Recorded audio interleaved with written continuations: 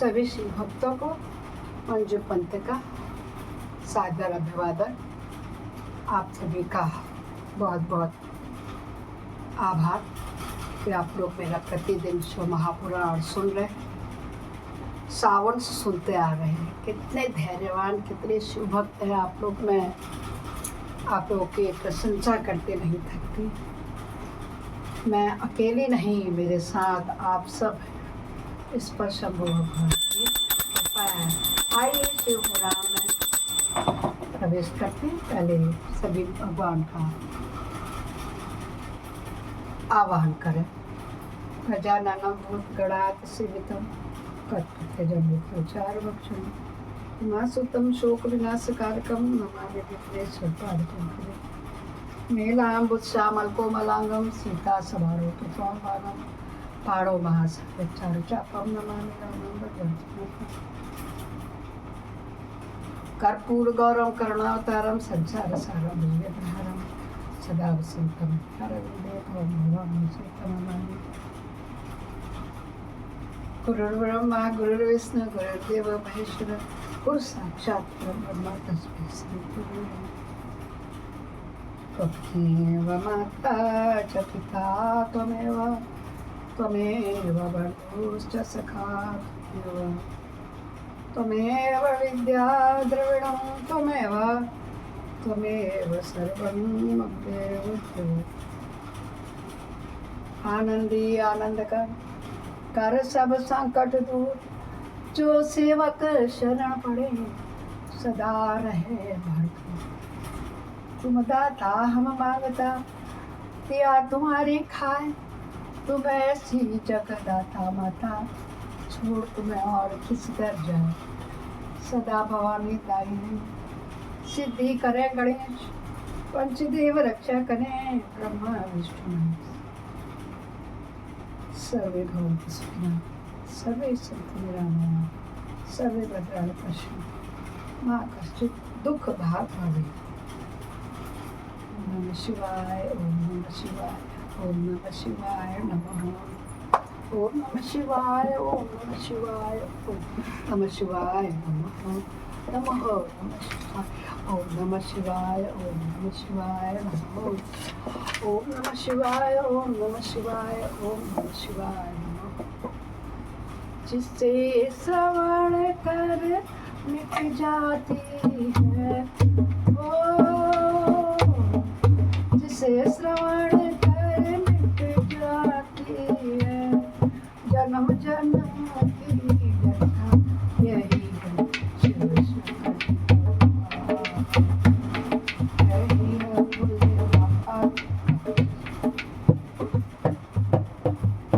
यही है शिव शंकर की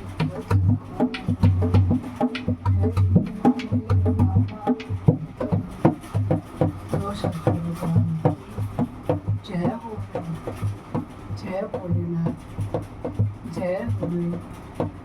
कल हमने 39 शिव जी का रुद्र संहिता का अध्याय पढ़ा था। आज हम 40 में प्रवेश करते हैं, जिसमें भगवान शिव के बारात लेकर हिमालयपुरी की ओर प्रस्थान कर रहे हैं। बोलो शंकर भगवान से। ब्रह्मा जी कहते हैं मुने तदंतर भगवान शंकर ने नंदी आदि सब गणों को अपने साथ हिमालयपुरी को चलने के प्रसन्नता पूर्वक आज्ञा देते हुए कहा, तुम लोग थोड़े से गणों को यहाँ रखकर शेष सभी लोग मेरे साथ बड़े उत्साह और आनंद से युक्त हो गिरिराज भगवान के नगर को चलो।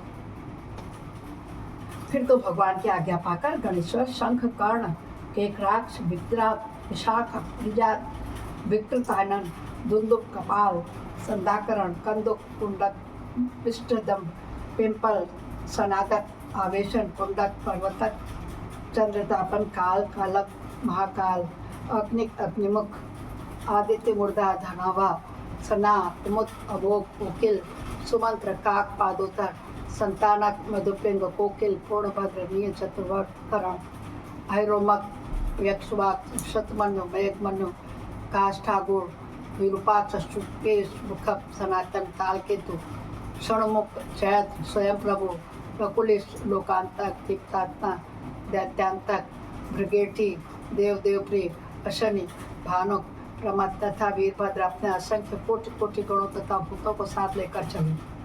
नंदी आदि गणराज असंख्य गणों से घिरे चले तथा क्षेत्रपाल और भैरव भी कोटि कोटि गणों को लेकर उत्सव मनाते हुए प्रेम और उत्साह के साथ चल पड़े।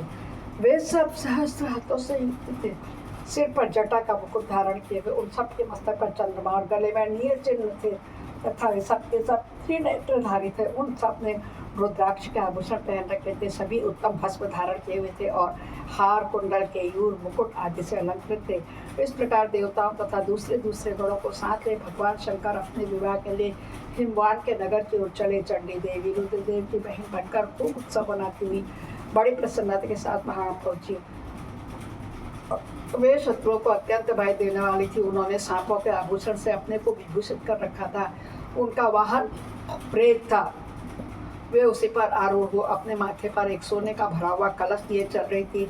वह कलश महान प्रभापुंज से प्रकाशित हो रहा था। उन्हें वहाँ करोड़ों दिव्य भूतगण शोभा पाते थे, जिनका रूप विकराल था। उनके रूप रंग भी अनेक प्रकार के थे।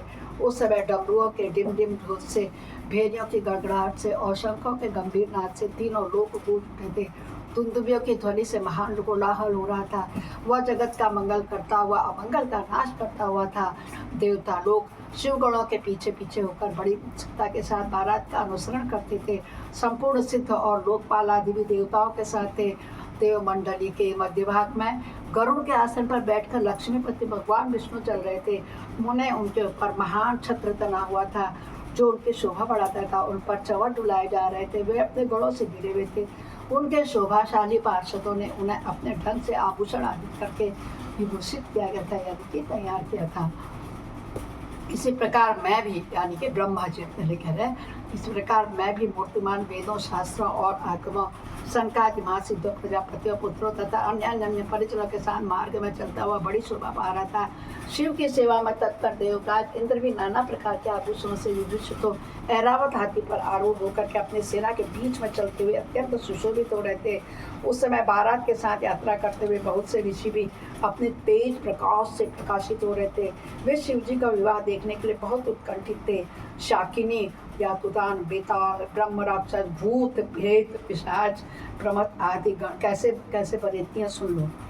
गण तुम्बुर, नारद हा हा हु हु आदि करते हुए श्रेष्ठ गंधर्व और किन्नर भी बड़े हर्ष से भरकर बाजा बजाते हुए चले।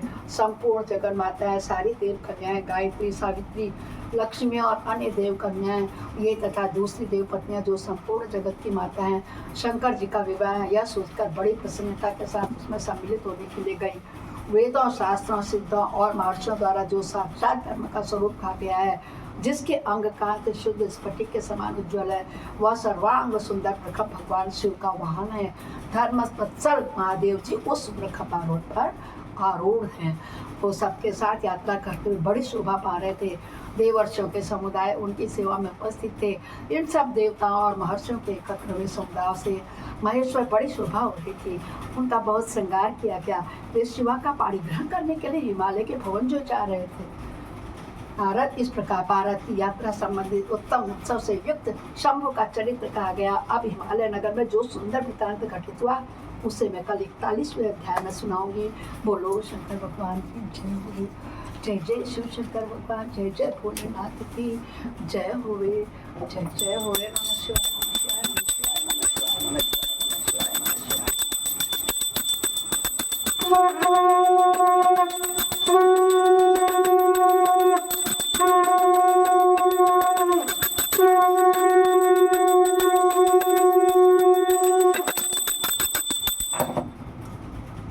अपराध सहस्त्राणि यन्त्यानि समया दास्वामिति मामत्वां क्षमस्व परमेश्वर। आवाहनं न जानामि विसर्जनं, पूजां च न जानामि क्षम्यतां परमेश्वर। मंत्रहीनं क्रियाहीनं भक्तिहीनं सरसरे यत् पूजितं मया देवी परिपूर्णं तदस्तु।